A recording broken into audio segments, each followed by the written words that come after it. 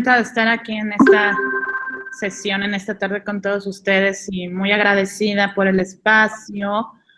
Y más que nada, más que contar tal vez mi experiencia de lo que ha sido la carrera de canto, evidentemente me encantaría escucharles a ustedes y si yo les puedo ayudar en algo, sean bienvenidos. Yo creo que más que nada en esta época en la que muchos jóvenes se han visto, evidentemente, no sé, yo lo siento un poco como en medio de la nada, en medio de la nada por la pandemia que estamos viviendo, que todos los sueños y todos los proyectos que tenían se vieron gravemente afectados. Pues justamente para las nuevas generaciones surge esta desesperanza, esta incertidumbre de no saber hacia dónde ir, hacia dónde navegar. Y lo puedo comprender perfectamente bien. Sin embargo, creo que de esta pandemia podemos sacar muchas cosas positivas dentro de todo. Creo que es muy importante la preparación musical que ustedes como cantantes puedan tener. Yo siempre he dicho que una cosa es ser cantante y otra cosa es ser un músico cantante.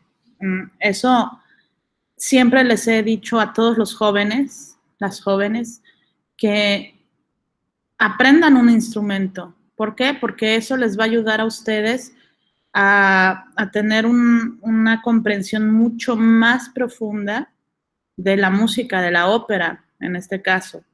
Si ustedes son cantantes de ópera o se quieren dedicar al canto, es muy importante que puedan abordar también la música en ese sentido, ¿no? No siempre nos encontramos con cantantes que sean además músicos, pero es muy enriquecedor cuando tocan algún instrumento. Realmente es como que te abren los ojos, ¿no? Y el poder profundizar sobre.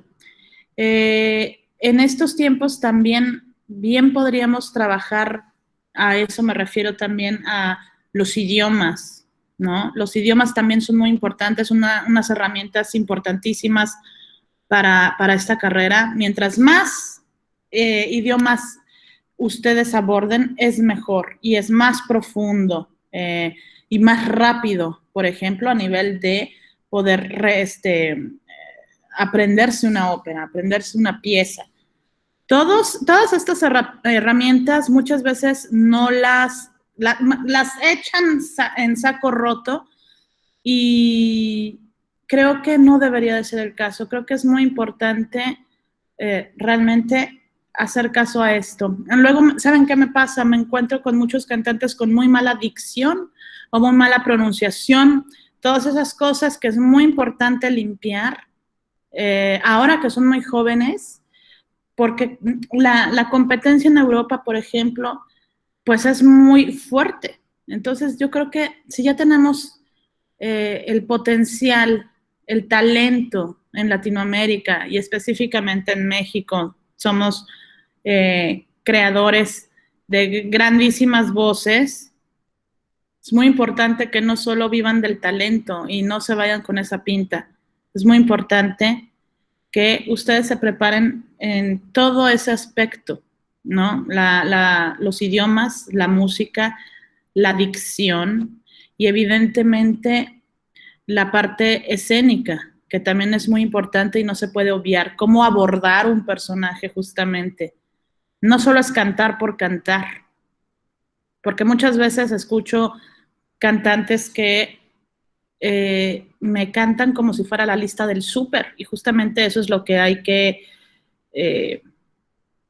evitar, ¿no? Cantar por cantar. Yo creo que el arte del canto es una de las mayores expresiones en el mundo, la más profunda, de las más profundas, si no, y creo que el saber decir las cosas, aprenderlas a decir, es muy importante. Porque cantar así nada más porque sí, las notas, pues se nota. Pero cuando realmente ya tienes el enfoque de lo que es cada palabra, cada importancia que le debes de dar, cada peso a cada frase. Evidentemente es mucho mayor el alcance que puedes tener con el público. Entonces, eso es lo que yo diría, ahondar justamente ahora y aprovechar este momento de pausa para trabajar en estos aspectos que son tan importantes. Por ejemplo, trabajar el aspecto psicológico de cada personaje, uno que ustedes vayan a abordar. Por ejemplo, Traviata, por llamar Traviata, un personaje maravilloso, ¿no? Si ustedes me lo cantan sin haber antes sentado y ver en la mesa, un trabajo de mesa, cómo abordo un personaje, cómo es Traviata, qué piensa, dónde vive, quién es. Y para mí, ¿quién es Traviata? Porque yo tengo que convertirme en ese personaje. No tengo que jugar a ser, fingir que soy Traviata. Es muy importante comprender y entonces para poder ser la Traviata, la Violetta Valerí en ese caso, ¿no? Para llegar a ese grado, antes te tienes que sentar y no una vez, son meses de preparación, de encontrar todo lo que tú puedes describir en el personaje, cómo es, cómo se lleva con el resto, su ambiente, cómo es consigo misma, qué quiere, realmente está enamorada o no lo está, cómo ha sido su vida, su infancia, todo eso va enriqueciendo. Lo mismo que se hace un trabajo de mesa así con los actores, lo mismo se debería de hacer siempre con los cantantes. Sin embargo, es algo que cada vez dejan más de lado y no hacen ese trabajo y evidentemente se nota. Yo, por ejemplo, cuando hice un trabajo de ese estilo, fue en una producción del Festival Verdi de Parma, en Italia, donde presentamos la ópera Stifelio de Verdi, porque ese festival se especializa simplemente en todo lo de Verdi y en también las óperas raras de Verdi. Stifelio entra en una de las óperas raras que ha escrito Verdi y es para una soprano lírico-dramática, y esta ópera se iba a grabar en DVD. Entonces tuvimos 3 meses de ensayos con el director, que es un británico maravilloso que se llama Graham Vick, y nos tenía diario 6 horas, no cantando, no nada más que analizando los textos, analizando el personaje durante 3 meses. Yo dije, bueno, pero ¿qué estoy haciendo aquí? Me estoy volviendo loca, ¿no? Y no, luego me di cuenta, claro, es que eso es súper necesario.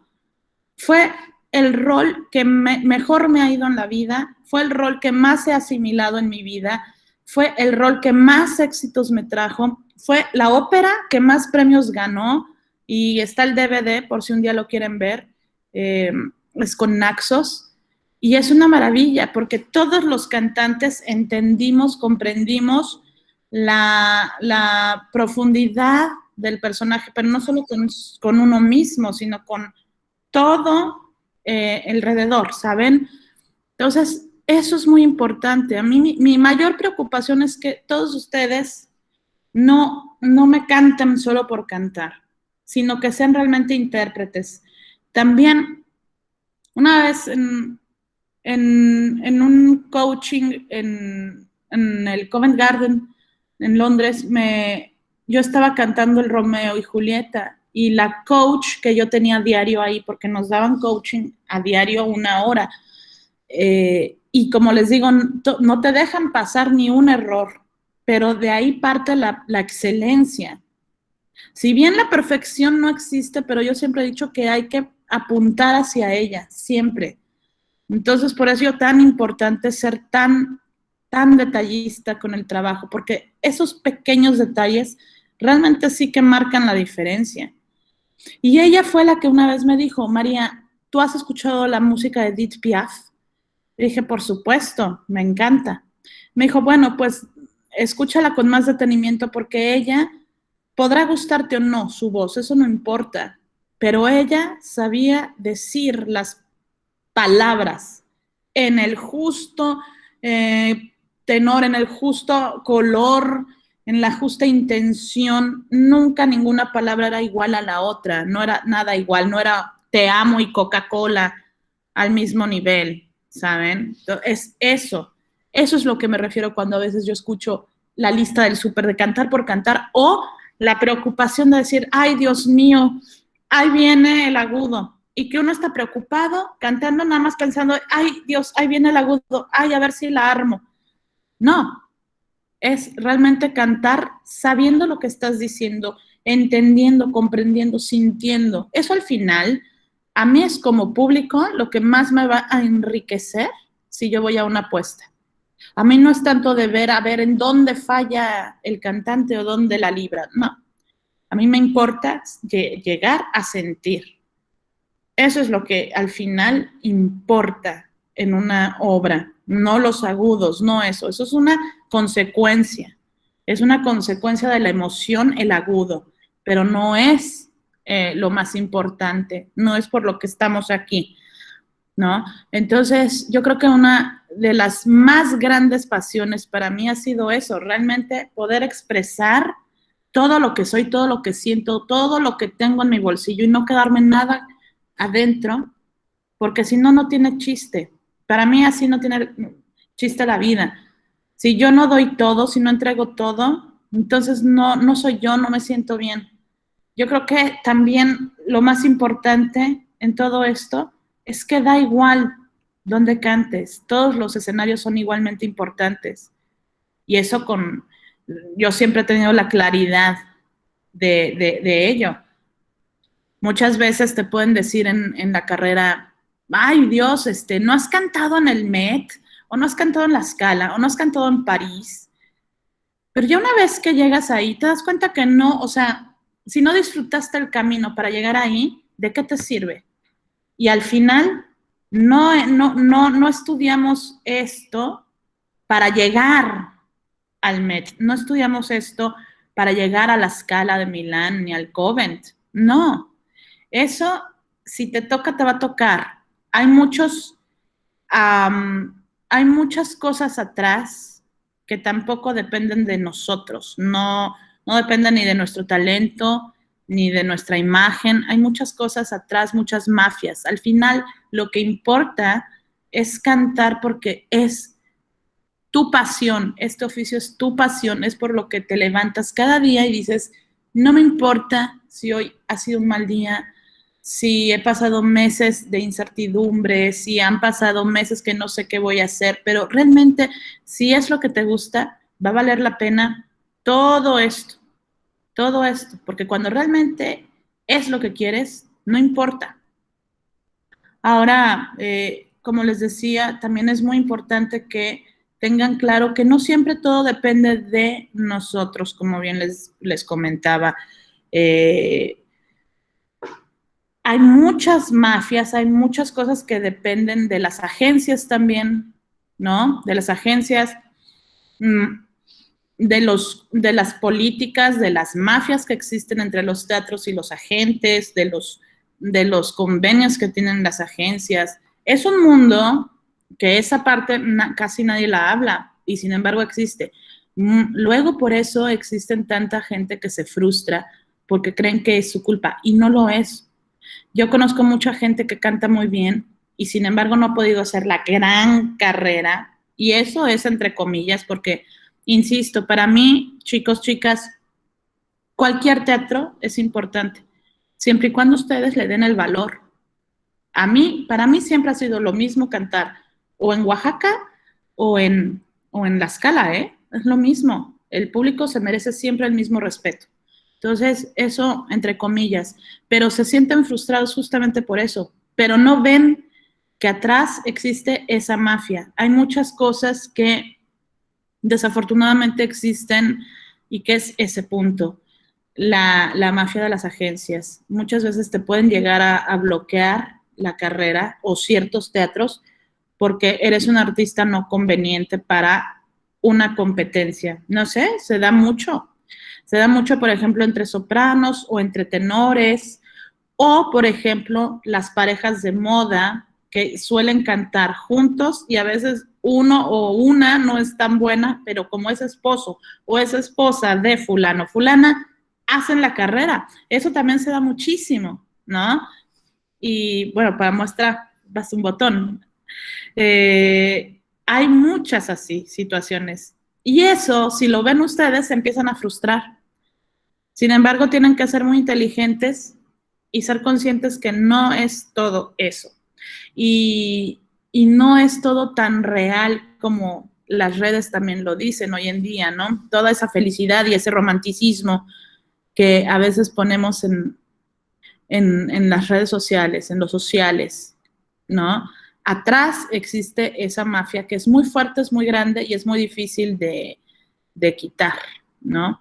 Es muy difícil, simplemente hay que aceptarla, ser conscientes de que existe eso y saber cómo apuntar a ello o cómo meterse en ese mundo también es tan válido como tomarlo o no tomarlo. Entonces, más que nada, lo que les va a salvar, a todo esto voy, es la preparación. Al final lo que va a hablar de tu trabajo es la preparación que tengan. Un buen maestro o maestra, los idiomas, la música bien preparada. Es muy importante siempre llegar con la música bien preparada, bien estudiada, no a medias, no a la y se va. Esta cosa que tenemos aquí en Latinoamérica de que, ay, bueno, ya doy el gatazo, ay, ya no se nota. Pero justo por esas cosas es que se va haciendo cada vez, el no se nota o ay, ya más o menos ya está. El más o menos no, es que para mí es está o no está. Porque eso se va a notar mucho cuando hagan una audición en Europa. No va a haber una segunda oportunidad de, bueno, a ver, le voy a dar otro chance. O gustas o no gustas, bye, next.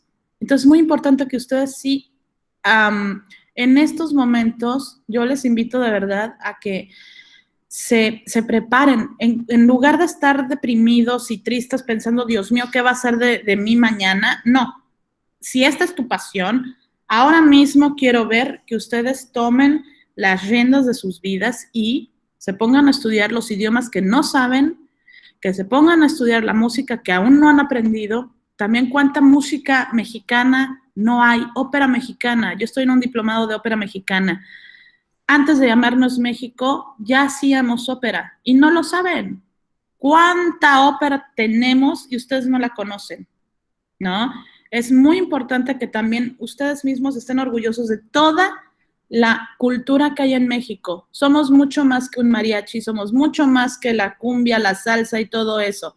Hay muchísima ópera que está ahí y no la han dado a conocer por falta de interés. Sin embargo, ahora mismo con estos diplomados que yo estoy ahí,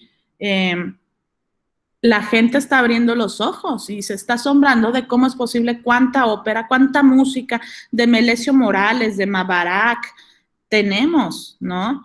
Y además ópera increíble, como por ejemplo una de las de Daniel Catán que fue un compositor mexicano y que gracias al interés de Plácido Domingo, pues se dio a conocer muchísimo, por ejemplo, Florencia en el Amazonas, Il Postino, Sal si puedes, óperas que son nuevas, relativamente, de 20 años para acá, y que la gente no conocía hasta que Plácido dio un ojo y dijo, miren esta belleza. Si ustedes se dieran una vuelta por Florencia en el Amazonas a todas las chicas, las sopranos, se darían cuenta de lo hermoso que es, una de las óperas más hermosas que han podido escribir para soprano, ¿no? Lo mismo pasa con Il Postino para el tenor.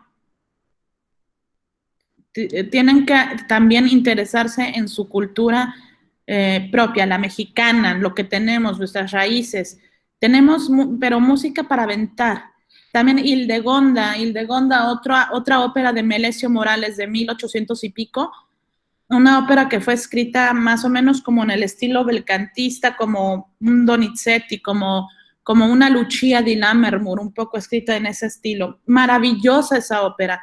Gracias a gente impulsora como el maestro Fernando Lozano, el director mexicano, o Rodrigo Macías, otro director mexicano, que han sido impulsores de la ópera mexicana, es que se han dado a conocer estos títulos, se han grabado y se ha hecho ruido. Entonces yo también les invito a ustedes a que se den un clavado en esta música, que hay muchísima, que incluso serviría para conciertos, para montar, para audiciones en el mundo. Por ejemplo, en Estados Unidos valoran más la ópera mexicana que nosotros mismos, que eso me parece vergonzoso. En Europa igualmente se interesan más por nuestra música que nosotros mismos, triplemente vergonzoso para mí.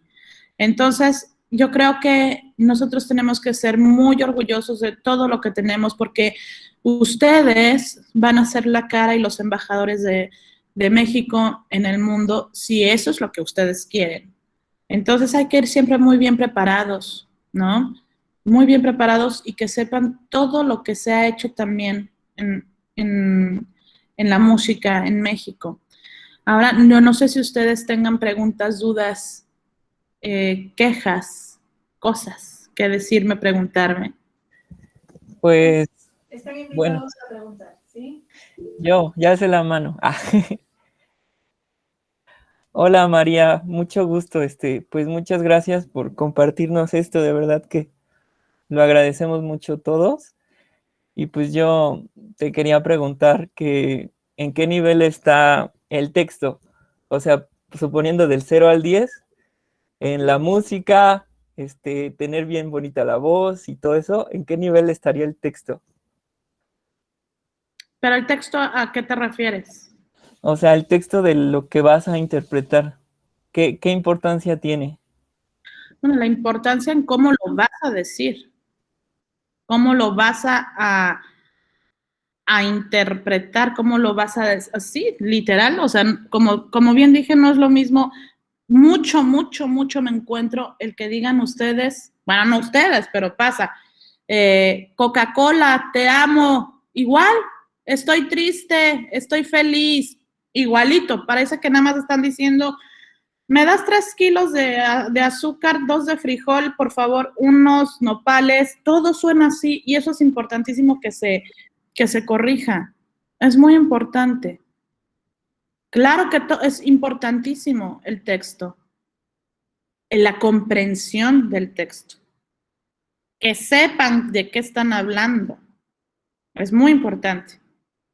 Igual la articulación, maestra, ¿verdad? Que por ejemplo, en alemán, si no dicen las consonantes al final, inmediatamente ya se dan cuenta que no dominas el idioma. Claro. Por eso es tan importante que dominen los idiomas y si no los hablan, por lo menos pronunciarlos muy bien y que sepan de qué están hablando. Yo, por ejemplo, a mí no me gusta el alemán, pero sí lo entiendo y lo mastico, pero lo que sí hago es pronunciarlo muy bien. Pero yo, la verdad, sinceramente, que si yo no hablo el idioma, mejor no me meto en ese mundo. Por eso yo casi ópera alemana la evito lo más posible. Ahora, que si la tengo que hacer, que me ha tocado hacerla, pues me meto unas friegas ahí con la dicción de hacerlo bien, muy bien, no a medias. O lo hago bien o mejor de verdad no lo hago, ¿eh? Y la comprensión del personaje a fondo, eso es muy importante, no lo echen en saco roto. Es muy importante que no canten por cantar así, ¿eh? Eso se los encargo mucho. A la hora de la dicción del idioma, puede que cambie la emisión de la voz, ¿verdad, María? Es muy probable que en los agudos cambien, específicamente en las sopranos. Se tiende más que en la zona alta, se modifica un poco la vocal, normalmente hacia la A, por el espacio. Todavía a los tenores se les entiende más. A los tenores son los que mejor dicción deberían de tener. ¿Por qué? Porque se usa más la voz de pecho. Sin embargo, yo con las sopranos, bueno, con las mujeres, yo trabajo mucho la voz de pecho, justamente porque ahí parte la conexión en tu esternón y ahí, además, en el pecho, da ese brillo que necesita la voz, ese brillo que necesita el texto, ¿no? Entonces, por eso mismo es que a veces a las sopranos, si no las trabajan hacia abajo, hacia el pecho, hacia la voz natural, como Lola Beltrán, yo siempre digo. Entonces, empiezan a cantar acá todo despegado y no se les entiende además nada. Ya ni hablemos de lo despegado, pero no se entiende nada. Entonces, eso es algo que se tiene que corregir también. Bueno, muchas gracias. Un placer. Pues creo que por aquí alguien dejó una preguntita. Tania Monfort, ¿qué la inspiró a inscribirse al diplomado? ¿Qué me inspiró a inscribirme al diplomado? No, yo no me inscribí. Yo estoy dando clases en el diplomado. Bueno, es maestra del diplomado al cual todos podemos inscribirnos. Más adelante supongo que seguirá el diplomado normal.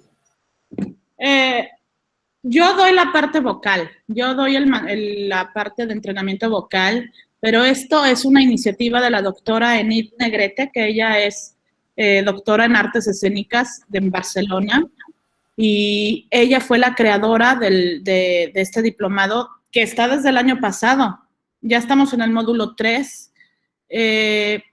No sé, creo que ya terminamos esta semana, pero creo que van a haber normalmente sesiones de ópera mexicana, pero sí que fue un trabajo brutal y yo misma me sorprendí. Como yo entraba a las sesiones de ópera, dije, Dios mío, no, yo no sé nada, soy un cero, no es posible que yo tampoco no sabía tanto, digo, sí sabía de ópera mexicana, pero no sabía de todo lo que teníamos. Y es brutal, ¿no? O sea, uno desconoce lo que tiene. Y cuando sales de ahí, sales tan empoderado, empoderada, de decir, Dios mío, somos tanto y nosotros sintiéndonos tan poquito, no es posible. De verdad tienen que hacer una investigación de la música mexicana que es, pero así, infinita y preciosa y no le pide nada a nadie. Otra preguntita de Donna dice, 3 consejos que nos puede dar a la soprano para mejorar la calidad y emisión de nuestro sonido. Eso sí ya depende de cada voz es particular, cada voz es personal. Yo no podría darles los mismos consejos a todas, porque cada voz es única. Yo tendría que ver con cada una de ustedes cómo están cantando y entonces a partir de ahí ver cómo ustedes entienden, porque yo, por ejemplo, cuando trabajo con voces, yo no trabajo con todos como un Starbucks, todos por igual, no. Con cada uno yo me tengo que poner la camiseta y ver cómo entienden. Hay voces que trabajan con mucha imagen, hay voces con las cuales yo tengo que trabajar totalmente técnico y visual, y no la imaginación. Hay muchos que les funciona la imaginación, la sensación. Hay unos que yo trabajo con los ojos cerrados porque solo así sienten. Entonces, todo eso varía. Lo que sí es que tenemos que llegar a un punto que es la naturalidad de la voz, que sea lo más natural, pero que esté cubierta siempre. ¿Por qué cubierta? Porque al cubrir tu voz le das armónicos al sonido, porque al cubrir tu voz haces más con menos esfuerzo. Cubrir la voz es, por ejemplo, con la vocal U. Ese espacio que te da la U te ayuda a darle más espacio al sonido y a que gire la voz lo más lejos posible y con el menor esfuerzo. Pero insisto, eso se tiene que trabajar con cada voz en particular. Sí, es diferente porque no todas las voces son iguales, es diferente, como dice la maestra. No, Giovanni tiene otra preguntita. Dice, ¿de qué manera y cuándo se llevan a cabo las audiciones para los diplomados que usted imparte? Este diplomado ya es el último, el tercer diplomado. Este ya fue el último porque fueron cada 4 meses. Entonces ya se cumplió 1 año justamente. Creo que sí, empezamos justo en la pandemia y se tuvo que hacer en línea y se llenó, eso sí se llenó. Lo que sí yo hago es en mi estudio. Mi estudio hace muchos workshops, tanto con Enid Negrete, la doctora en artes escénicas, que justamente ahora vamos a abrir uno de ópera escena, justamente para trabajar de los roles, el personaje, el perfil psicológico del personaje y la parte escénica y la parte vocal. Eso lo hacemos cada cierto tiempo. También yo trabajo en workshops con la soprano chilena que se llama Verónica Villarroel, que ha sido una de las grandísimas luminarias del bel canto. Ella ha cantado con Plácido Domingo, con Dimitri Jorostovsky, con muchos, muchos cantantes de primera, ella misma siendo de primera, y pues nada, que ha tenido una grandísima experiencia tanto como solista, y hoy en día a ella también siempre, como a mí, le ha apasionado la enseñanza vocal, ¿no? Entonces, también eso es muy importante, es muy delicado la enseñanza vocal, ¿no? ¿A quién le entregas tu alma, básicamente?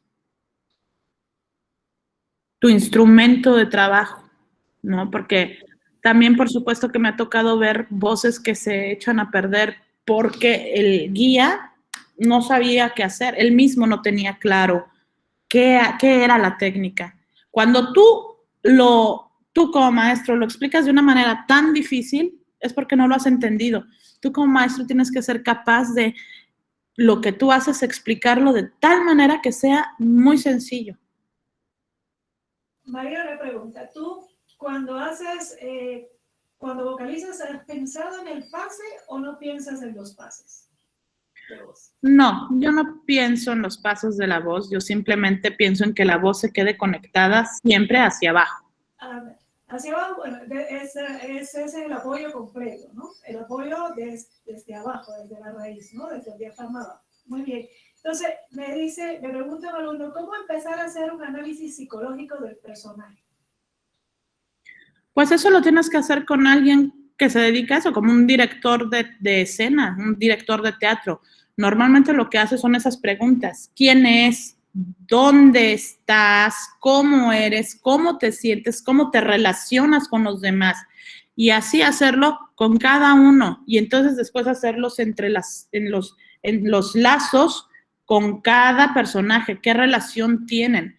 ¿Tú cómo eres? Esas preguntas de realmente en la Bohème, realmente la Mimi, ¿saben cómo me la cantan siempre? Como si la primera aria de la Mimi me la cantan ya dándolo todo. Y no, si ustedes realmente desmenuzaran eso, se han dado cuenta que la Mimi era prostituta también, ¿no? Y que le llaman Mimi, ¿por qué no se llama Lucia, pero le llaman Mimi? Pues porque es prostituta. Por eso se ponen un sobrenombre, Mimi. Porque, o sea, ¿realmente estaba enamorada de Rodolfo o simplemente era por pasar la soledad, el frío de París? Miren, yo una vez cuando viví 6 meses de corrido en Estocolmo, porque me tocó hacer 2 producciones larguísimas. Una era Tosca, que pasé 3 meses haciendo Tosca con ensayos y 20 funciones. Y luego me dijeron, ay, qué bien, quédate otra vez. Y me tocó debutar ahí a Aida otros 3 meses, pero ¿saben qué, amigos? Me tocó la época esta de allá, que eran las 10 de la mañana y parecía la medianoche. Eran las 4 de la tarde, era la medianoche. Yo dije, ay, bueno, qué fantástico, porque yo amo el frío y la oscuridad y todo, pero eso fue un exceso. La primera semana la pasé increíble, dije, ay, soy la más feliz del universo. Y ya cuando estaba la segunda y la tercera, ya ni les digo en el segundo mes, yo dije, ya me quiero morir, la vida no vale nada, ya me quiero largar de aquí, ya no, me quiero suicidar. O sea, me pasaban todos los pensamientos más oscuros que yo pensé que no tenía. Yo soy una mujer muy, muy sonriente y muy, muy contenta con lo que tengo, pero ahí ya dije, ¿por qué? Porque salía del teatro negro. La nieve, el frío, la ciudad es más cara que nada en el universo. O sea, ni siquiera era para decir, bueno, me voy a ir a tomar un café, porque ni ganas te daban de tomarte un café en esa ciudad tan cara, tan oscura y tan cero social. Entonces, ¿qué iba? Me iba a mi departamento así a ver Netflix. Y yo así, ya, la vida no vale nada. Así 6 meses de oscuridad. Dije, ya me quiero morir. Esa es la sensación que te provoca la bohème. O sea, ¿realmente era amor o era la necesidad de no pasar solo este maldito infierno, de estar solo en el frío, no saber qué voy a hacer? Por eso Rodolfo y esta Mimi se enganchan, más por soledad, más por necesidad, por toxicidad. Por eso, no es tanto el amor.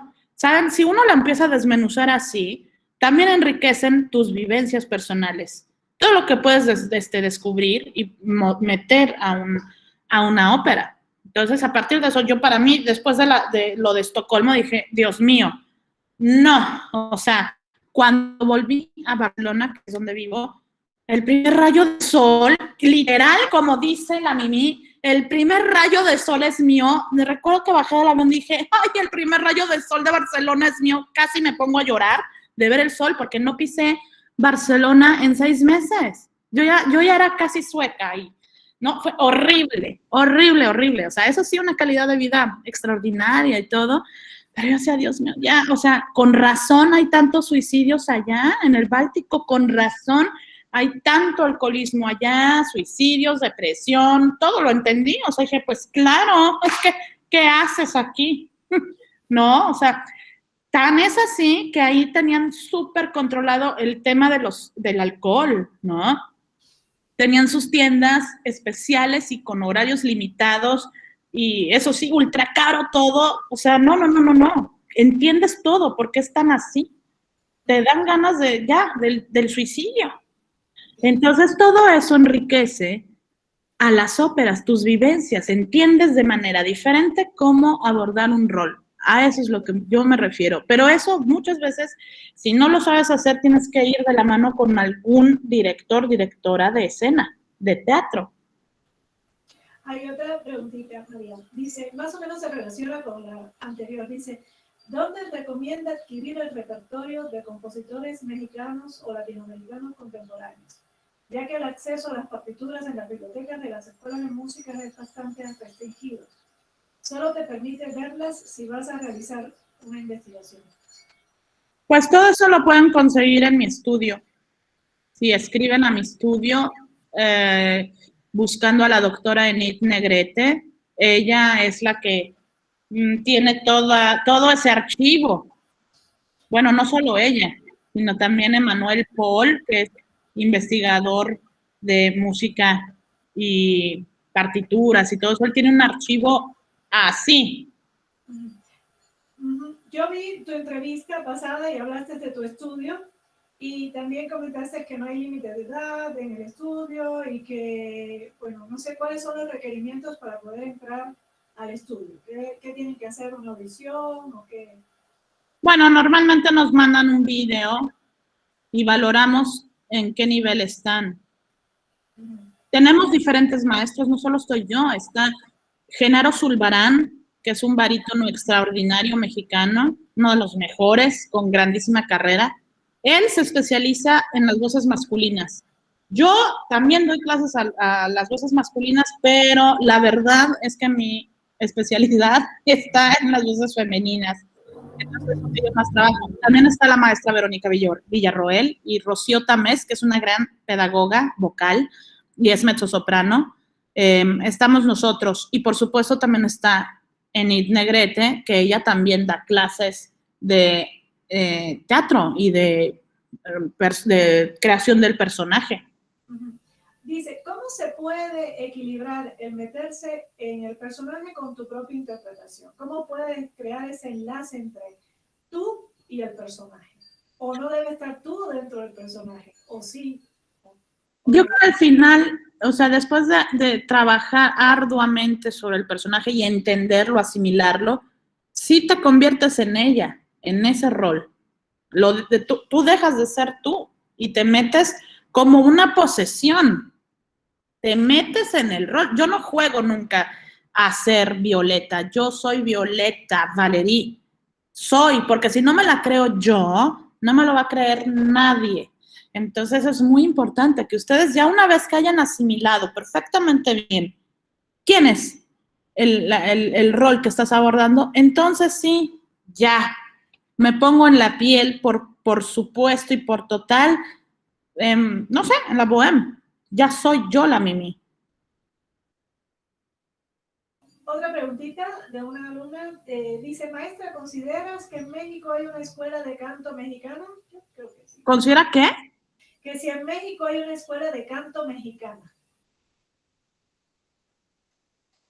No, no hay una escuela de canto mexicana. Hay voces que son extraordinariamente hermosas, pero así una técnica que digas, ah, es la técnica mexicana, pues no. Sí, es como la técnica italiana, ¿no? Que hay varias escuelas, la escuela italiana. Exactamente. Hay muchas corrientes. O varias, ¿no? Hay muchas corrientes. Sí. ¿Alguien más quiere hacer una preguntita?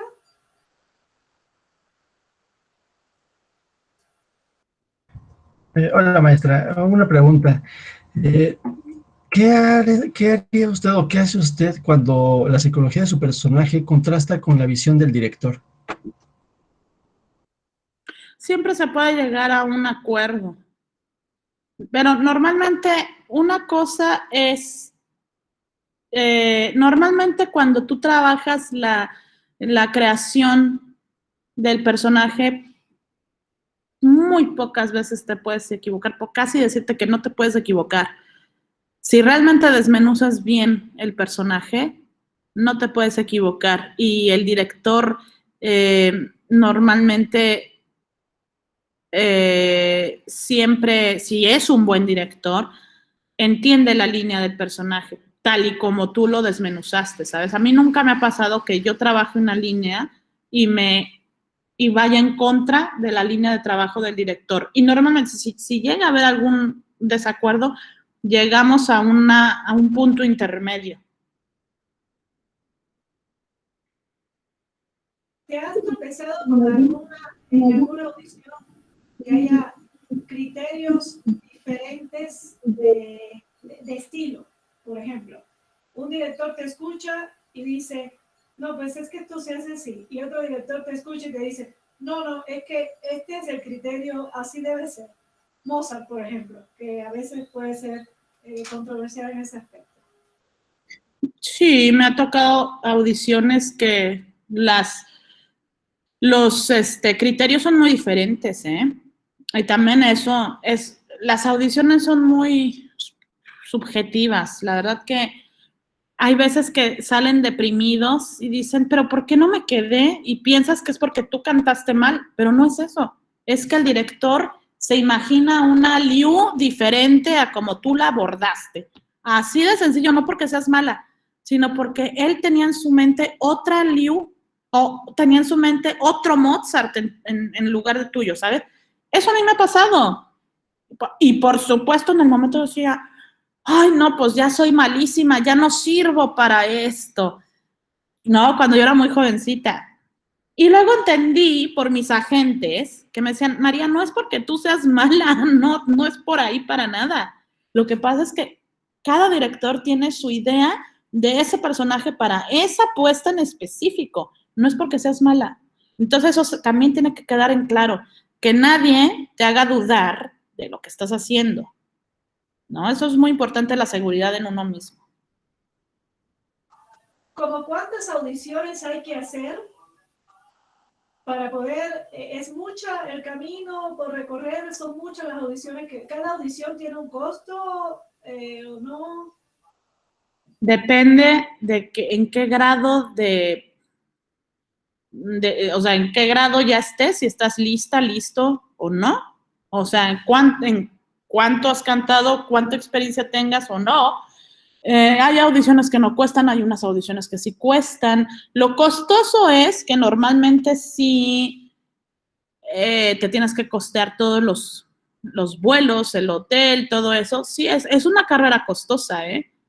Hay muchas veces que hay que conseguir patrocinadores para ese caso si tú no cuentas con los recursos.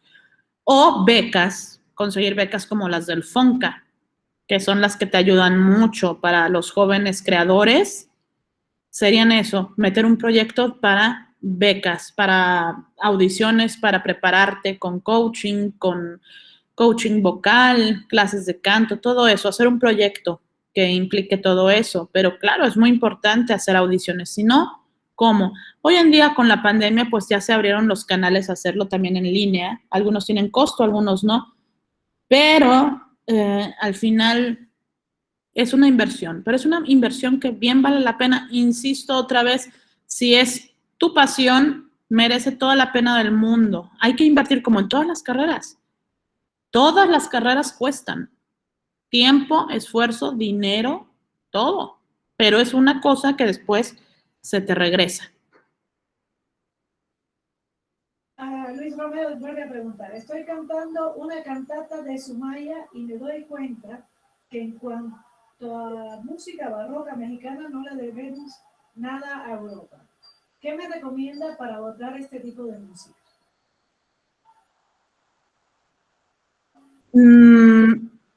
No entiendo qué te recomiendo exactamente. No, supongo que quieres saber cómo abordar el tipo de música mexicana. No sé, también tienes que explicarte un poco. Es que como ya no hay barrera en el idioma, o sea, ¿qué más podríamos hacer? Ya no existe esa barrera, ¿no?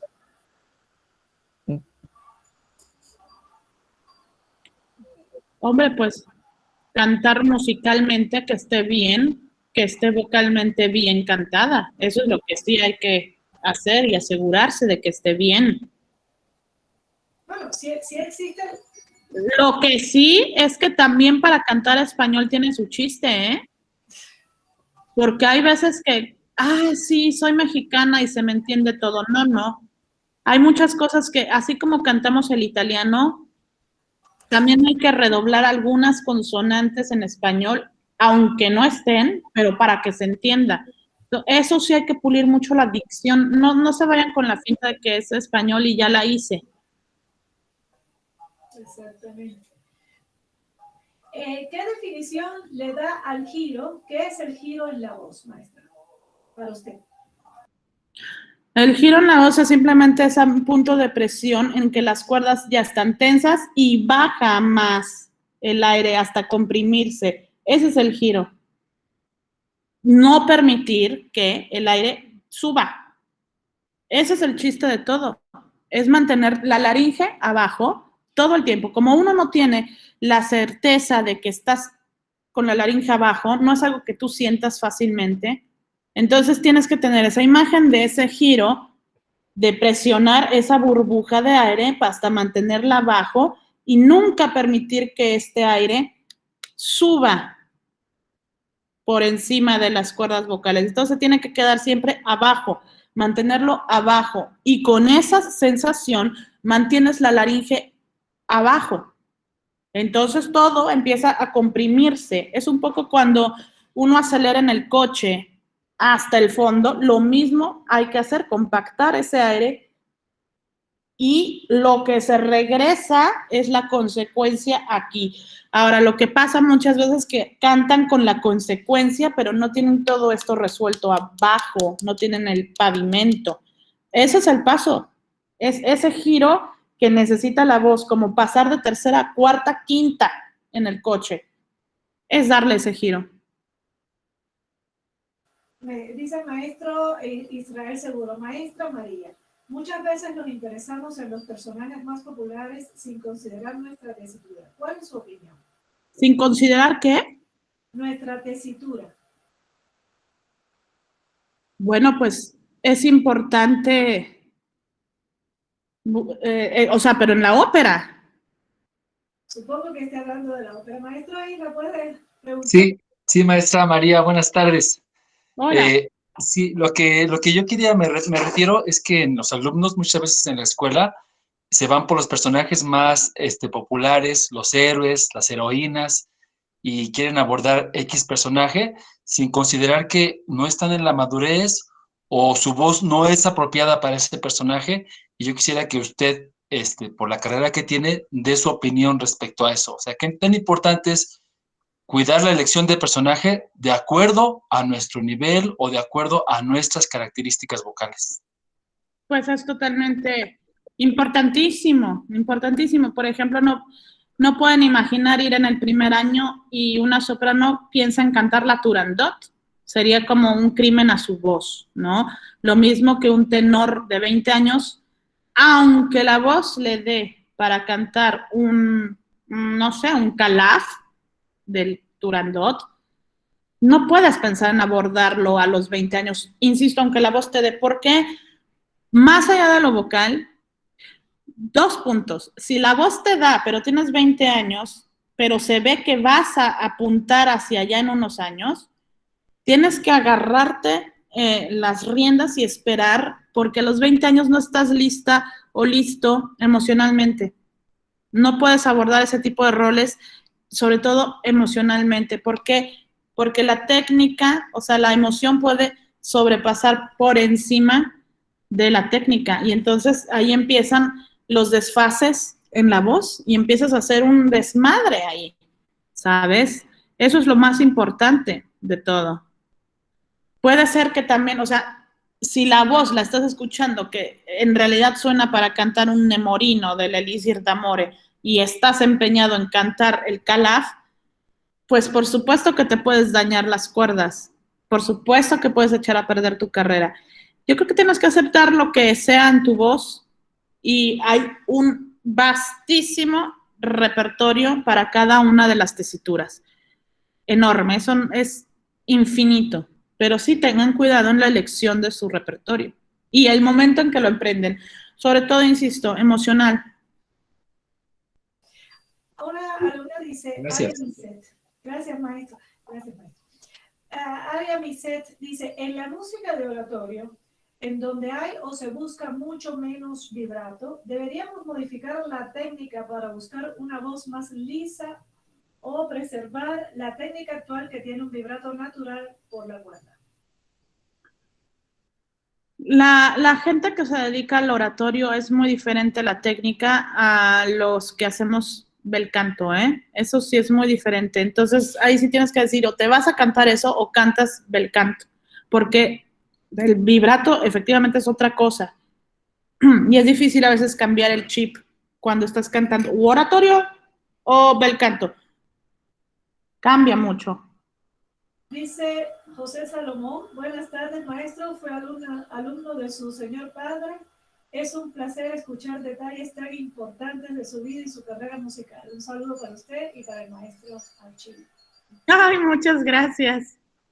Dice Mariana Sánchez, ¿cómo me meto a un personaje que tiene una vivencia que yo como ser humano nunca he vivido? Hombre, pues yo también muchas cosas no he vivido y las he tenido que fingir que vivo. Ahí está la creación del personaje. Yo, por ejemplo, Gilda, ¿cuántas veces no hice Gilda? Miles. Y me choca la Gilda. Bueno, yo a esa tía no la soporto. Y sin embargo, la tuve que cantar miles de años. Y tuve que ser súper empática con sus emociones, su vivencia, su sentir, todo. Tienes que, o sea, en este mundo, en el escénico, habrán muchas ocasiones que te toquen cantar cosas que amas, pero también otras que dices, ¿por qué me pusieron esto? ¡Qué horror!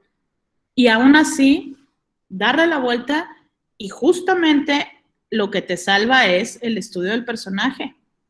Te ayuda a entenderlo porque aunque tú no hayas vivido lo que ese personaje sí vivió, tú tienes que ser capaz de entender, de comprender cómo es que está viviendo ella o él. Tú tienes que ser capaz de eso. ¿Y cómo se crea? A partir de la creación del personaje. Todas estas preguntas que yo les hice y que les tienen que hacer al personaje es lo que te ayuda. Dice José Salomón Osorio Zamudio. Una pregunta, ¿un músico instrumentista tendría límites si empieza a estudiar canto después de los 30 años? Yo digo que nunca hay límite. Nunca hay límite. Ustedes se ponen el límite.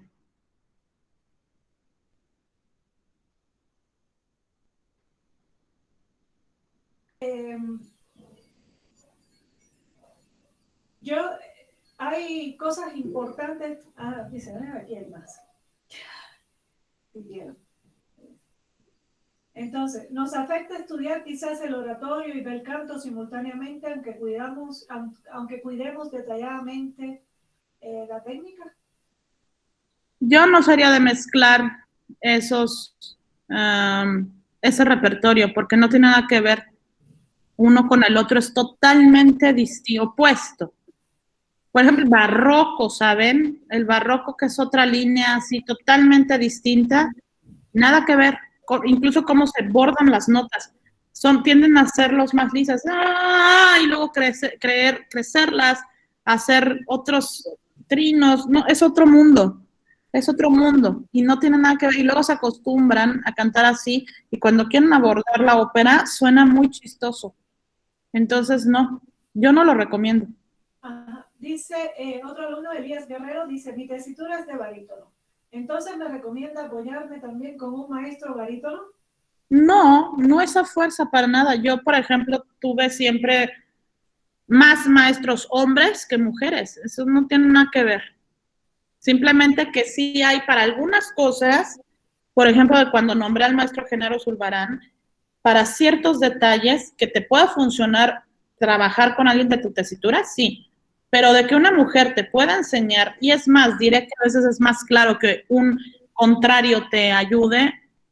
Sí, en mi caso, yo tuve a Ramón Vargas, tenor, y a Gabriel Mijares, barítono, como maestros principales. Entonces, es eso.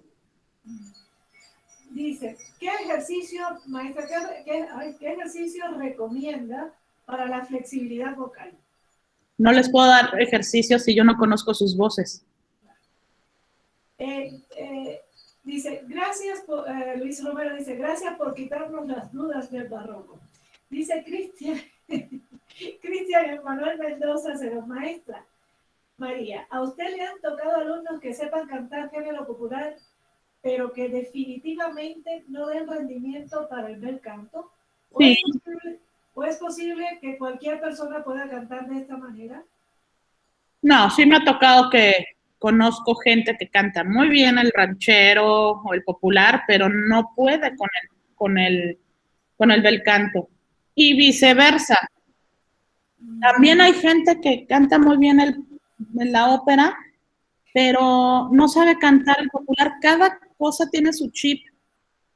Y puede ser un cantante versátil. A mí me gusta muchísimo el pop y yo sí me cambio el chip cuando canto pop, pero es porque tienes que tener clarísimo ok, hoy soy pop, hoy soy ópera.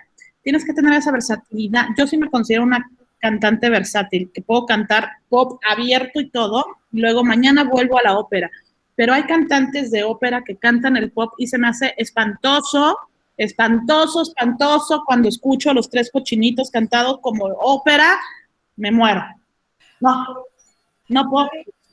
María, en tu caso quizás porque por la técnica que usas también, porque también como usas esta técnica que no es tan flotada, o sea, no es que no uses flotar la voz, sino que también apoyaste mucho el desarrollo de tu voz, de tu instrumento desde la base, ¿no? Desde la base de la voz, ¿no? Desde el pecho hacia la cabeza, y por eso te hace mucho más fácil lograr trabajar dentro del pop o poder hacer todo esto, desdoblarte, yo siento, ¿no? Sí, porque mi trabajo siempre ha sido a partir del esternón, del pecho, entonces para mí sí es más fácil pasarme al popular así sin más, pero sí puedo entender que haya gente que no puede voltearse, ¿no? Al contrario, y no tiene nada de malo, pero hay voces que sí que pueden.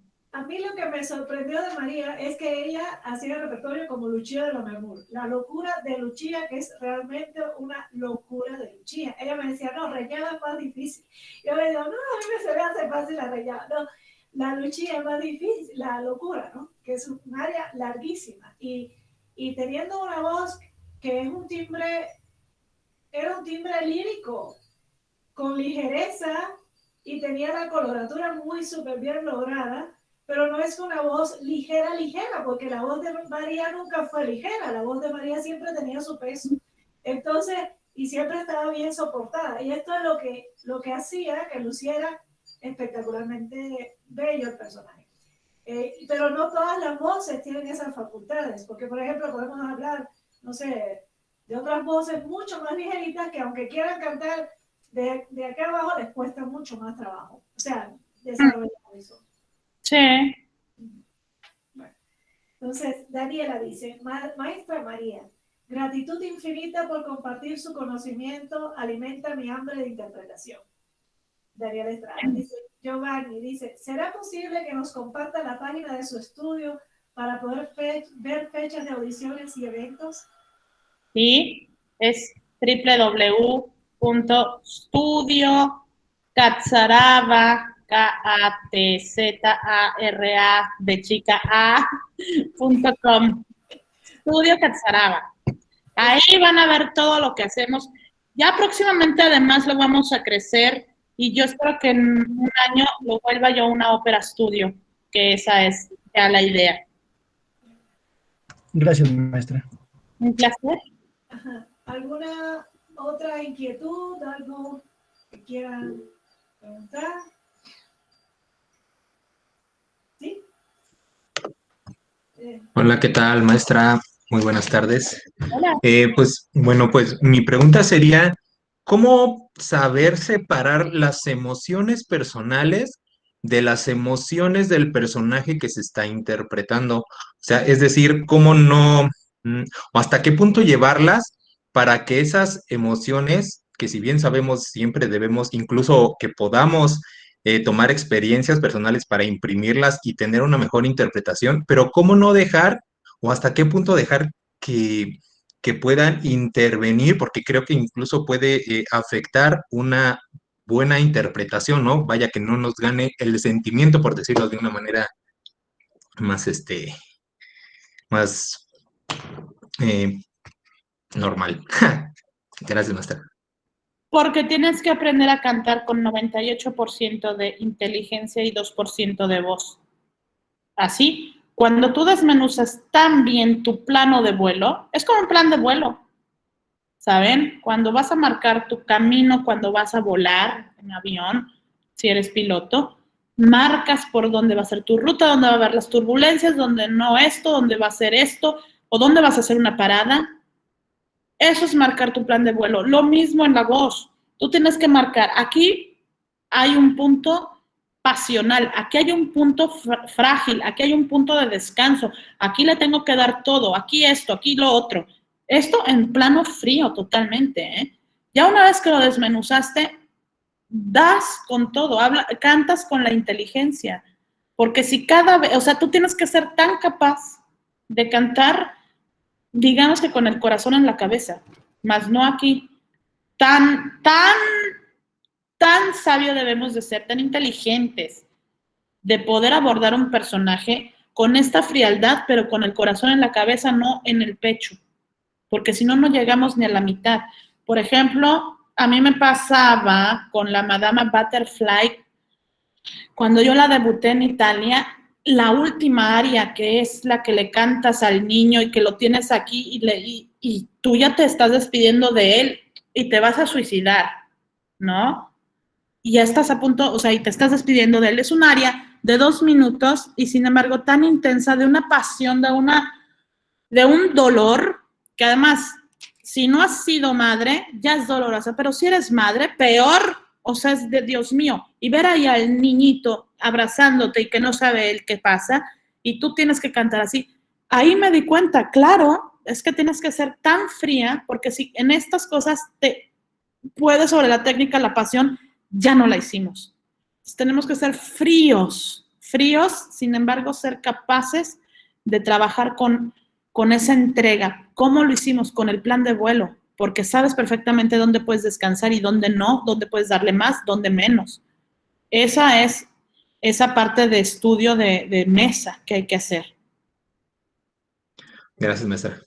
No, inclusive los pianistas también lo hacen y los instrumentistas lo llaman salvavidas, ¿no? Lugares donde tú salvas, como que te cuidas porque sabes que viene algo después, ¿no? Sí, es muy importante y tiene toda la razón, María. Gracias.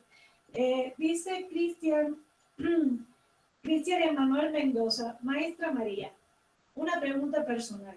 ¿Algún cantante de género popular que usted admire por su buena técnica vocal e interpretación? ¿Conoce usted algún cantante? Que sí conozco. Bueno, sí conozco a muchos, pero alguien que yo me guste cómo cantaba era José José. Ese me encantaba. Edith Piaf me encantaba también. De ahora, de hoy en día, no me viene alguien a la cabeza.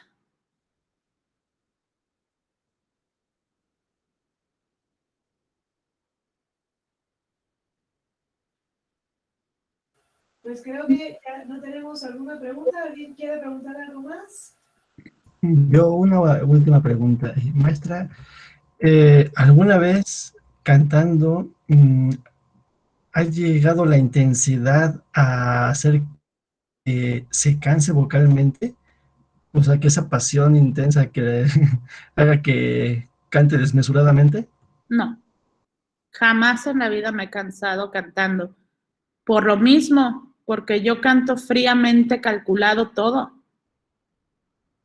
Pero tengo que hacer parecer que estoy entregada al 100 porque lo estoy. Sin embargo, estoy fría por dentro. A ese grado tienen que llegar. María, ¿tú vocalizas antes de... ¿Cuánto vocalizas antes de una presentación? No vocalizo casi nada, pero eso depende de cada quien, ¿eh? Eso es muy personal. ¿Los ejercicios que tú haces son de agilidad o son de, no sé, arpegios o qué tipo? No, es que yo no vocalizo. No vocaliza. Canto Visidarte siempre para calentar. Con eso caliento, ¿sí? Bien, bien, bien, bien. Pero eso depende de cada quien. Pero yo porque soy una soprano pesada y entonces a mí no me sirve de nada la agilidad. Pero si son unas sopranos ligeras y depende del cuerpo cuánto se tarda en despertar. Hay gente que necesita vocalizar mucho, hay otros que nada, hay otros que con agilidad. Les digo, el canto es un mundo. Hay gente que se levanta y ya puede cantar, ya está ahí, lista la voz. ¿Sí? Sí. A ver, ¿quién más? Maestra, nos sentimos muy orgullosos. Nos sentimos muy orgullosos de tu carrera. Ojalá puedas transmitir más de tus conocimientos para otras escuelas donde trabajamos como profesor. Esto lo dice la maestra Guadalupe Salazar Santiago. Muchísimas gracias. Bueno, otra de las, pero sí es importante la vocalización para la formación de un cantante, por supuesto. Claro. Eso. De nada te sirve, no, ya no canto y no sabe nada, ¿no? No, eso sí. Obviamente cuando yo estudiaba, vocalizaba, pero ya ahora no. Vamos a decir que la maestra Cansaraba nos dijo que no debíamos. Capaz que te diga, no, maestra, ya. La maestra Cansaraba dice que no se vocaliza, pero yo tampoco. Y ahí le va.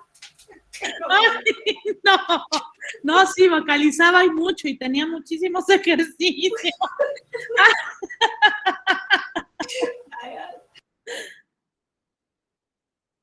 Ay, Dios.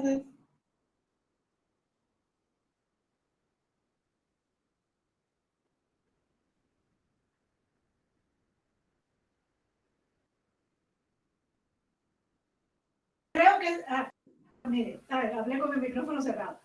Dice Cristian Emmanuel, maestra, ¿usted qué recomienda cuando alguien está en puesta en escena, que pase por un quiebre vocal? Yo eso no lo entiendo muy bien, pero bueno. Supongo que habla del pase vocal, ¿no? No entendí la pregunta. ¿Puedes volver a preguntar, pero persona? Sí, perdón. Me refería a que ¿usted qué recomienda hacer en un momento dado de que alguien, por ejemplo, nosotros como alumnos que nos presentamos y eso, que tengamos, pues, de pronto un quiebre vocal? Me refiero a que, pues, no sé, se nos sale el gallo o nos quedamos así como que con la voz muy temblorosa. ¿Usted qué nos recomendaría en ese momento hacer? A mí el gallo no me importa, yo prefiero que gallen. De hecho, se me hace algo muy bueno el gallo, sobre todo cuando están apenas trabajando. Es muy bueno que ustedes se hagan amigos del gallo. Y las mujeres también tienen gallo, by the way. Ojo con eso. También las mujeres galleamos. También cantamos ahí, en el gallo. ¿Qué pasa? Pues nada, seguir la función. Yo una vez gallé y seguí la función como si nada. No pasa nada. Nadie te va a bloquear la carrera por eso. A ver, déjame ver si hay alguna más. Dice Silvia, bueno, dice Silvia Peralta, ¿qué impacta más en la enseñanza del canto? La experiencia en el escenario, es decir, tu carrera como cantante de ópera o el conocimiento sobre cómo transmitir a los alumnos la técnica. Yo creo que va de la mano. Yo creo que las dos cosas son importantes y enriquecedoras para el alumno. Tania Monfort dice, ¿cómo se logran hacer más coloraturas y cómo abordarlas? Pues eso también, o sea, muchos ejercicios de aire, muchos ejercicios técnicos de aire, de apoyo, porque las coloraturas se dan justamente en un punto por debajo del ombligo. Hasta ahí tienes que llegar tanto en el apoyo como en las coloraturas. Entonces depende, también depende en qué grado estés en las coloraturas. Dice Ivonne Villagar, hola maestra María. Maestra Leti e Iris, qué gusto volverlas a ver. Quisiera saber cómo descubrir qué repertorio debo cantar en Bel Canto y qué no cantar. Por ejemplo, para las sopranos. ¿Y cómo lo descubrió usted? No, pues también te tendría que escuchar. Y yo, pues, ¿cómo lo descubrí? Pues siempre lo supe. Yo siempre supe que iba a cantar y con los años hacia dónde se iba a desembocar la voz. Eso es algo que vas sintiendo. Dice Aria Bisset, personalmente, ¿qué sensaciones tiene usted en su cuerpo mientras canta? No tengo sensación alguna ya. Nada. Hay un punto en que ya no sientes nada.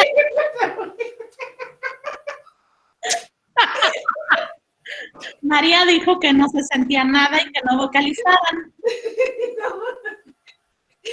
Bueno, no, a ver, ¿qué más? A ver, es que lo de las sensaciones es depende, porque no todo el mundo tiene sensaciones, ¿verdad? No es No, sin embargo, en una clase, por supuesto que sé que decir, pero yo que siento nada.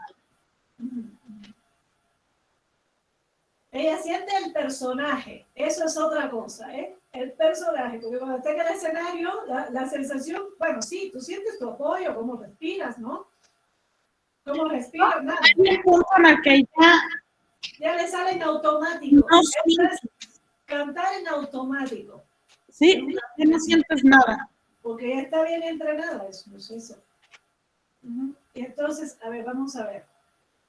Acá hay alguien más. Hace rato, Cristian Emanuel Mendoza, hace rato nos comentaba que usted se consideraba a sí misma una cantante versátil. ¿Hasta qué grado usted pudo equilibrar el estudio del bel canto con cualquier otro género? Yo siempre lo he hecho, toda la vida. De hecho, el pop me llevó a la ópera. Y yo nunca he dejado el pop. Yo sigo haciendo mucho. De hecho. Y me encanta. Dice Tania Monfort, maestra, otra duda. ¿Cómo saber si estamos generando un apoyo bueno? Igualmente tendría que escucharte y trabajar para saber si lo estás haciendo bien o no. Porque todo depende de cómo se está escuchando y la sensación que tú estás teniendo más lo que yo escuche de ti. Eso es que te tiene que ayudar un vocal coach por fuera, ¿eh? ¿Qué tan importante es tener vocal coach? O no voy a decirte repertorista, más bien, a eso me refiero. Pues las dos cosas, un repertorista y un vocal coach son muy importantes, pero para mí más el vocal coach. Porque el vocal coach es el que te va a decir, este sonido sí está bien, este no está, este sí, este no. Yo soy un vocal coach. Y yo también he ido siempre, es como con un vocal coach, es como llevar el coche a mantenimiento, ¿saben? No podemos recorrer 10,000 kilómetros y no haber llevado nunca el coche a mantenimiento, sobre todo cuando eres un cantante activo. Mi vocal coach ha sido siempre Verónica Villarroel en los últimos años. Antes era Ramón Vargas o así, ¿saben? O sea, siempre tiene que haber ese punto en el que digas, tengo que ir a poner mantenimiento a mi voz, porque uno se va enmañando con las producciones, con los cambios de repertorio y con todo eso. Es muy importante. No ahora, sino siempre. María, en las óperas, o sea, cuando tú preparas cuando a ti te contratan para un espectáculo, te contrata, tú acabas de decir que estuviste 6 meses en Estocolmo, ¿no? Pero bueno, antes de la primera presentación, ¿cuántos ensayos tuviste que tener? ¿Tuviste ensayos en seco, ensayos en vivo o ensayos con... ¿Puedes explicar más cómo es esta dinámica? Normalmente siempre te vas a ensayar un mes antes y ya luego son las funciones, pero es normalmente de 3 a 4 semanas de ensayo. Empiezan con los escénicos. El primer día suele ser uno musical, luego ya empiezan los escénicos con piano, luego empiezan los escénicos, escénicos con piano, luego empiezan los ensayos con el director de orquesta y la orquesta, y luego empiezan la orquesta y toda la producción, y hasta que se llega al ensayo pregeneral, general y funciones. ¿Y qué opinas de esas puestas en escena que de repente tienes que cantar, no sé, La muñeca en patines? Bueno, sí, yo siempre estoy a favor de las producciones modernas y también las tradicionales, pero soy más a favor de las modernas porque yo creo que también el público quiere ver cosas nuevas y mientras sean cosas que a mí no me salten y que diga, bueno, pero ¿de dónde se lo sacaron? Porque también he visto óperas que digo, pero ¿esto qué tiene que ver con la Navidad? ¿No? Pero hay otras que sí me fascinan, ¿no? Hay directores como Graham Vick, con el que trabajé Stifelio, hay directores como Stefano Poda, como Stefano Vizzioli, que son directores modernos maravillosos. Graham Vick, por ejemplo, que es británico, él está especializado en la ópera inmersiva. La ópera de Stifelio que nosotros hicimos, éramos nosotros al abierto y estábamos, cada cantante estaba en una plataforma y el público caminaba, estuvo de pie el público 3 horas y caminaba podía vernos hasta los calzones si querían. Podían tomar fotos, podían tomar videos, todo y cambiar de panorama cuando quisiera. Eso es muy interesante. La gente le encantó. Entonces, él es especialista en eso, en la ópera inmersiva. ¿Y qué opinas de la ópera contemporánea? Pues a mí me gusta mucho. ¿Hay campo en la ópera contemporánea? ¿Hay qué? Que si hay oportunidades en la ópera para... Pues no tanta, ¿eh? No tanta. Bueno, por lo menos en América Latina no. En Europa sí que la hay muchísimo más. En Estados Unidos también. Acá es donde hay que hacer más trabajo para los compositores. Algo que también en mi estudio vamos a darle más prioridad ahora también a los compositores y libretistas. Es algo que voy a abrir para ellos. Eso es fantástica, es una idea fantástica. Me encanta. Dice, yo soy Debbie. ¿En algún momento cambia la voz de un cantante de ópera para no poder cantar otros géneros? Pues no, ¿por qué? Si cantabas otros géneros, pues puedes cantarlo, ¿no? Pues sí.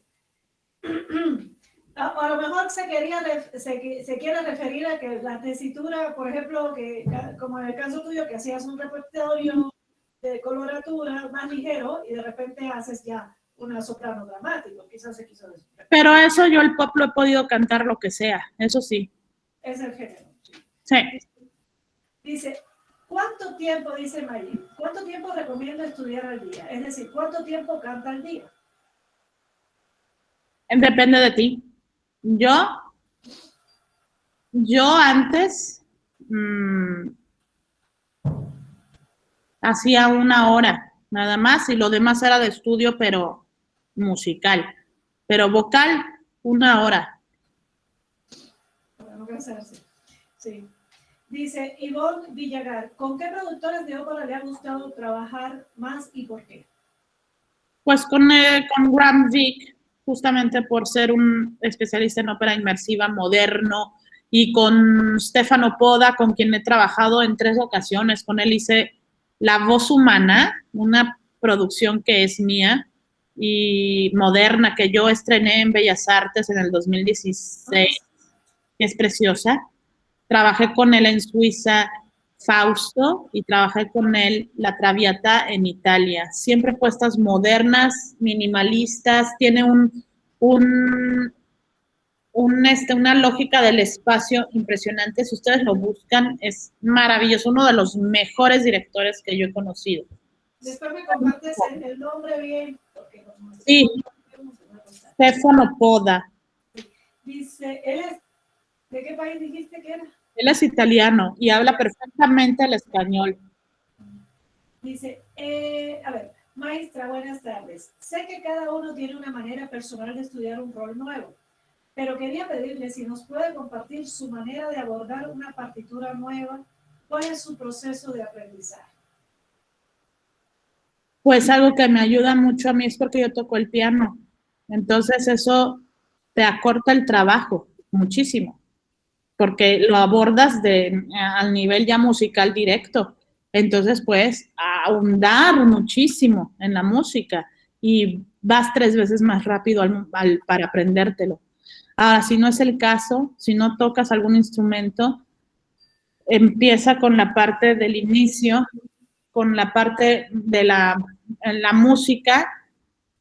Hay gente que me ha dicho que lo hace escribiendo la letra hasta memorizarla, luego se va con el final, igualmente música, y luego memorizas la letra y la escribes, y luego vas así, como de los extremos hasta llegar al centro, y ya te lo aprendes así. Entonces, María, cuando tú te aprendes una partitura, tú te la aprendes integral. O sea, ¿te cuesta más trabajo decir el texto o te viene la música junto con el texto? Es que yo no puedo así, yo no puedo separarlo, yo me lo aprendo todo. Sí, es que, y hay muchos maestros que le pasa lo mismo, o sea, que lo ve, o sea, entra una y la otra, y a la hora, y te llega la música y te llega el texto junto con la música. Es otro proceso de neurociencia, podemos decir. Dice, Chile dice, maestra, ¿a qué edad empezaste a estudiar el canto? Yo a los 15 años. Dice Chile, nos hablaba de abordar la parte psicológica del personaje, pero usted, ¿cómo lo aborda musicalmente? Es decir, ¿cómo reconoce junto con su coach qué hacer con la voz de acuerdo a las notas? Es que no es hacer que respecto a las notas, es respecto al texto, es una cosa que va de la mano. El compositor es lo suficientemente bueno para saber que así va, entonces es lógico. Yo no pienso en las notas nunca, yo pienso en el texto. Sí, ella piensa en el texto y interpreta. A ver, ¿qué más? Pues, ¿hay alguna otra duda? ¿Alguna instrumentista quieren decir algo? Es importante también, porque acuérdense que esta materia, a ver, puedo hacer yo la pregunta. ¿Cuánto ensaya, o sea, la orquesta, cuando tú entras al escenario, la orquesta tiene, ¿cuántos ensayos generales con la orquesta? Ya me imagino que varios, ¿no? Puedes tener a veces 4 ensayos con la orquesta. ¿Cuánto tiempo te tardas en preparar una ópera? En el tiempo, me refiero, te dicen, mira, tienes función para tal fecha, y tú te la preparas un mes antes o ya la tienes lista, o sea, cuando te dicen un repertorio nuevo, ¿va? Un repertorio nuevo. Depende también el ritmo de trabajo. Cuando lo tienes muy acelerado, hay veces que hasta en 2 semanas o 3 semanas te tienes que aprender todo el rol. Hay roles que pues ya me los sé y me contratan por los roles que ya me sé. Entonces se vuelve menos el trabajo en ese sentido, esa carga es menos. Pero cuando no, la carga se vuelve muy fuerte, porque si además estoy en plena función que me ha tocado y me dan roles que no me sé, pues eso es lo que tienes que hacer, aprendértelo bien. Por eso es muy importante, insisto, tocar un instrumento. María, por ejemplo, ahorita yo vi en una entrevista que te gustaría abordar Wagner. Me gustaría. Ajá, y este repertorio es un repertorio muy bonito, o sea, muy difícil y pues, es una super orquesta, ¿no? Porque es de las orquestas más. La cantidad de músicos que hay en el escenario es impresionante, de orquesta, la sonoridad de la orquesta es completamente, no tiene nada que ver con una Lucia Lammermoor y ni siquiera con Verdi, porque Verdi como que fue precursor, o sea, también estaban ahí compitiendo, Verdi y Wagner. Entonces, por eso yo creo que sí, en realidad tienes razón, que puede que tenga, ¿cómo decirte? Está esta liga entre los dos, ¿no? Verdi y Wagner, que siempre estuvieron compitiendo. Entonces, ¿qué buscas? Pues lo que pasa es que siento que ya he cantado todo lo que yo quería. Y quiero adentrarme en unos años en Wagner, que hay algunos roles que sí me gustaría abordar. Y para mí no ha sido fácil entender a Wagner, pero cuando ya me meto, me parece sumamente interesante. Muy pesado, muy profundo, y es lo que me gusta, esa oscuridad. Sí, sí. Es importante, muchachos, que también tú ven cómo la maestra analiza al compositor, o sea, no solo la obra, o sea, y lo que quiso decir el libretista, ni nada, sino también qué tan importante es el compositor en cada obra. O sea, qué periodo de su vida, en qué periodo de su vida compuso una obra, qué pasó, todo esto es importante, ¿verdad, María? Así es, así es. A ver, ¿qué más? ¿Alguna duda? ¿Algo más?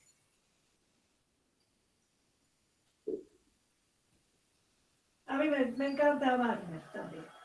Sí.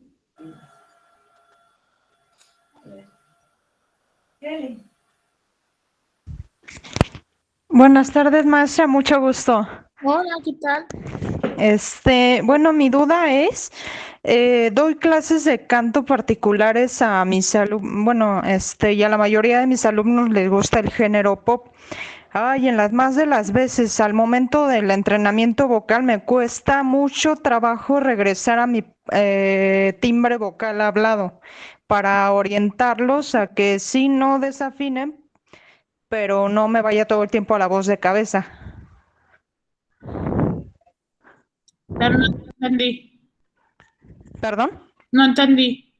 Sí, esa parte, ¿no? O sea, uso todo el tiempo la voz impostada, por decirlo de alguna manera, la voz impostada al momento de entrenar vocalmente a mis alumnos, pero al momento de asesorarlos con la voz hablada no la puedo colocar por el temor a lastimarme la garganta. Pues más te vas a lastimar si no entras más bien al mundo de la voz de pecho. La voz de Ujú, pecho es el piso de tu voz. ujú. Ese es el piso. Muchos por pensar que nada más cantan, la ópera, que es todo aquí, pues no, no es todo ahí. Tienes que tener este cimiento, la mesa, donde camines, ¿sabes? Así jamás vas a tener un problema vocal. Jamás. Yo en 20 años, es más, llevo 22 años de cantar. ¡Qué horror! Nunca jamás he tenido un nódulo, ni un pólipo, ni un nada. Es más, yo nunca he ido a un... Nunca, porque siempre me he sentido bien. Entonces, ¿por qué? Porque siempre me enseñaron a cantar con el pecho, con estirar, ahí sin miedo. Ujú. Ok. Muchas gracias, maestra. Un placer. Dice, maestra María, ¿qué tan importante es reconocer nuestros límites vocales? ¿Límites? Pues está muy bien. Es ser honesto y sincero contigo y saber qué puedes abordar. Está bien. Bueno, pues creo que ya, a ver, dice, Aria Miset, ¿podría definir más cómo reconocer la voz de pecho sin sentirla quizás demasiado abierta? Cantan como Lola Beltrán. Esa es la voz de pecho.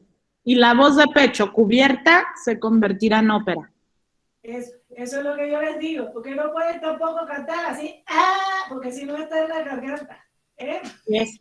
No, el pecho. Y lo... pero cubierta, sí, con la impostada bien. Sí, exacta. A ver, ¿qué más? Mira eso que dice Romero, porque tenemos un contratenor. El Luis Romero es el contratenor. A ver, Luisito, explícale. La evolución de su voz ha sido un poco complicada porque cantaba de eso. Yo decía, él es sopranito, sí, y ya después logró usar su registro grave. Es que normalmente los sopranistas o los contratenores son barítonos.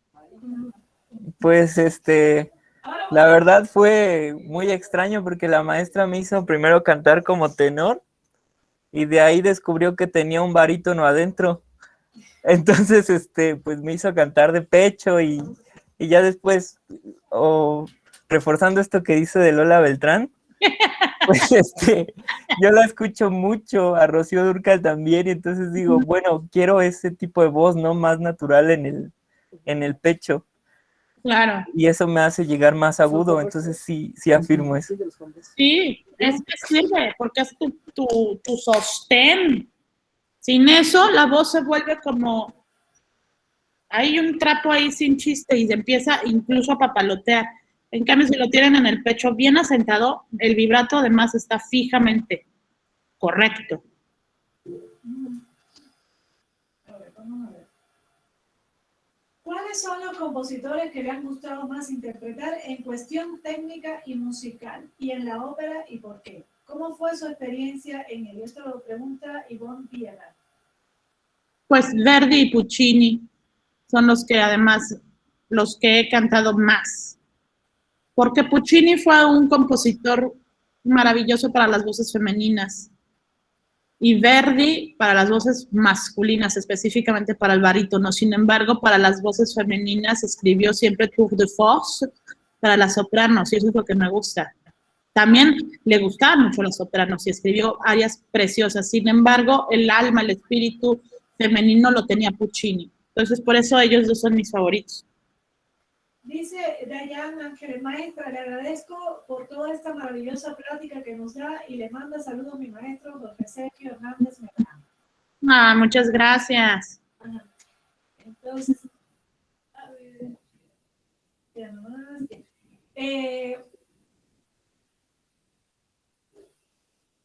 Pues ya, yo creo que ya no van a preguntar más nada porque son muchos, pero ya, ay, sí, aquí más. Porque la maestra se va a cansar de tanto. Bueno, José Salomón dice, ¿en algún momento llegó a trabajar en la música popular? Yo he hecho conciertos de música popular en el Auditorio Nacional, en el Lunario del Auditorio Nacional, en jazz también, ahora últimamente también, ¿sí? Siempre he estado involucrada de una u otra manera en el jazz y en el pop.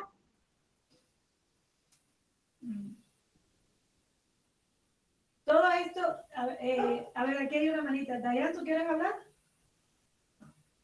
Eric, hay una manita subida. Eric, no. Ya. Bueno. Perdón, fue error de dedo. Entonces, hacia aquí. Dice, ¿qué tan cierto es que una persona puede tener el registro vocal abierto? No sé qué es abierto. Esto lo dice Giret Rodríguez. Supongo que es porque canta con la voz así descarranchada, no sé, que no tiene, no sé. Que no está impostada, supongo que sea eso, ¿no? Pues qué tan cierto eso, pues no sé. No entendí la pregunta. Si lo quieres, Giret tiene chance de preguntar más personalmente lo que quieres decir, porque la verdad la pregunta está un poco misteriosa.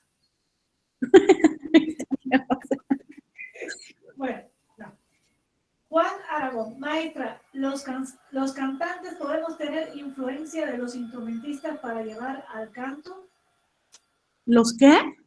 Que si los cantantes podemos tener influencia de los instrumentistas para... Bueno, supongo que quiso decir que si nos podemos influenciar por los instrumentistas y llevarle el instrumento al canto. ¿Cuántos? Pues, ¿para qué? No entiendo tampoco la pregunta. No entendí bien. Otro. Porque me puedo influenciar por unas cosas, pero no imitar o querer ser o sonar como, pero no entendí bien. No puede sonar como una trompeta.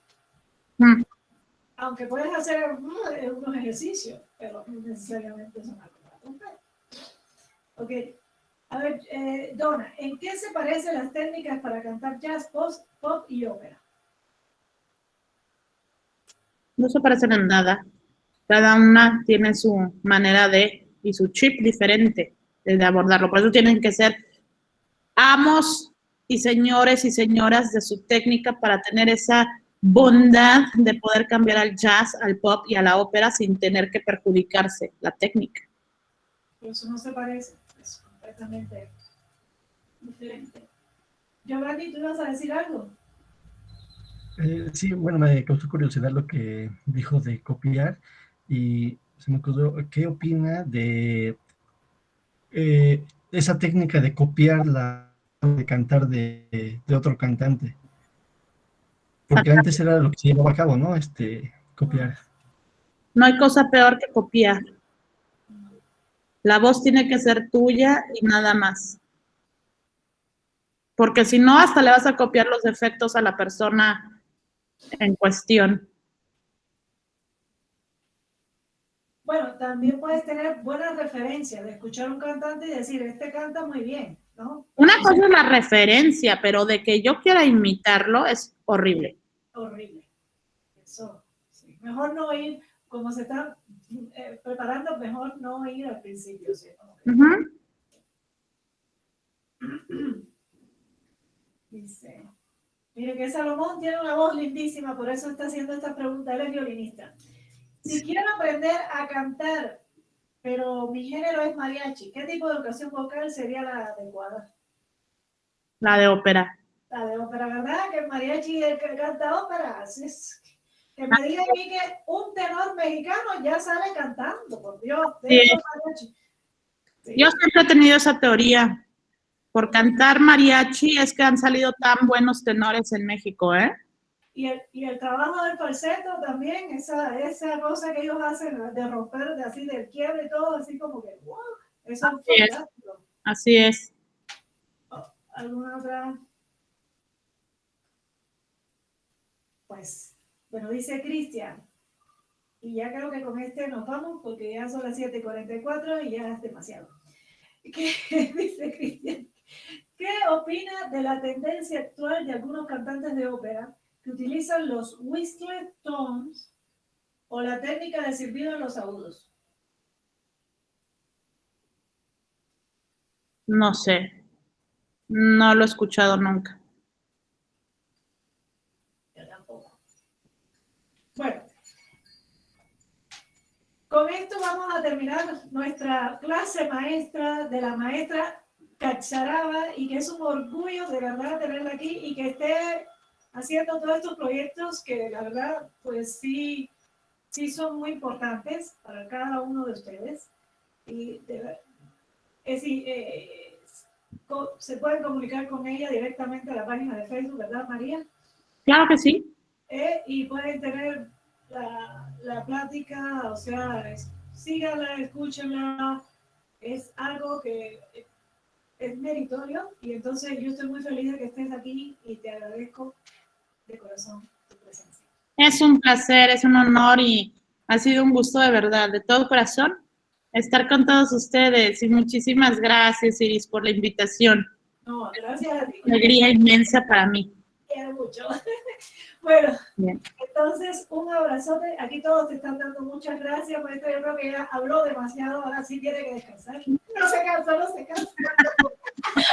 Y entonces nos estamos viendo. Claro. Y Bueno, pues sí, creo que casi todos están interesados en estos proyectos que tienes. Por favor, compártelos con nosotros, postéalos en los muros, postéalos en mis muros, no hay ningún problema, yo lo posteo. Entre ustedes tienen que ser como comunicativos, igual, si ven un trabajo, compartirlo. Creo que esto es lo que más puede ayudar a cada uno a crecer como persona, ¿no? Y como individuo. Y aquí están todos los maestros a agradecer a la maestra. Muchas gracias. Gracias, chicos, chicas. Fue un placer. Gracias, María. Gracias. Gracias, maestra.